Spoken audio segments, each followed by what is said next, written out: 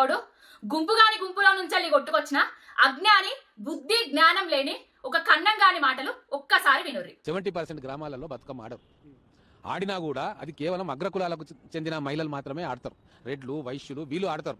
విన్నారు కదా, తెలంగాణ ఉద్యమానికి సంబంధం లేనోడు, తెలంగాణ ఉద్యమకారుల మీద రైఫిల్ ఎక్కుపెట్టినోడు, ఒక తెలంగాణ ఉద్యమ ద్రోహి కాంగ్రెస్ తల్లిని తీసుకొచ్చి ఇదే మీ తెలంగాణ తల్లి అని చెప్తాడు. ఈ తెలంగాణ తల్లిలా బతుకమ్మ ఏదిరా అయ్యా అంటే బతుకమ్మ ఆడరు, దళిత బహుజన బిడ్డలెవ్వరు బతుకమ్మ ఆడరు అనేసి ఇంకొకడొచ్చి కవర్ డ్రైవులు చేస్తాడు. ఏంద్రా అయ్యా మీరు ఏడికెళ్ళొచ్చిర్రా? ఏడికెళ్ళి మోపాయిరు? తెలంగాణలో పుట్టినరా లేకపోతే ఎక్కడనో పుట్టి ఇక్కడికి వచ్చిర్రా? బతుకొచ్చిర్రా? బతుకొచ్చినోళ్ళు కూడా బతుకమ్మను కీర్తించిర్రు.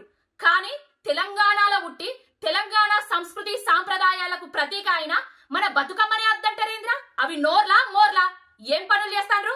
తెలంగాణ ప్రజలకిచ్చిన హామీలను నెరవేర్చలేక డైవర్షన్ పాలిటిక్స్ లో భాగంగా బతుకమ్మనే లేకుండా చేసి వాడెవడో దిక్కుమాలినోడు ఆ విధంగా చేస్తే మీ దిక్కుమాలిన సంతచ్చి దాన్ని కవర్ చేస్తారా? బిడ్డ, తెలంగాణ ఉద్యమకారులు ఉద్యమం నుంచెల్లి తెలంగాణ పుట్టింది, ఉద్యమించడమే పరమావధిగా పెట్టుకున్న బిడ్డలం, చాకలి ఐలమ్మ వారసులం. ఏమనుకుంటారు?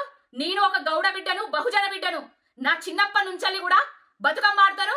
మా తాతల తండ్రులప్పటి నుంచెల్లి కూడా ఊర్లో 16 కులాలుంటే ఆ 16 కులాలకు సంబంధించిన వాళ్ళు కూడా బతుకమ్మలను వేరుస్తారు. ఆ బతుకమ్మల గౌరమ్మలను పెడతారు. మేము పసుపు కుంకాల లెక్క భావించి మా సంతోషాన్ని, మా దుఃఖాన్ని, మా ఆనందాన్ని అన్నిటినీ పాట రూపకంగా మేము బతుకమ్మలు ఆడుతాం రా బిడ్డ. ఏం తెలుసని మాట్లాడుతున్నారా బిడ్డ?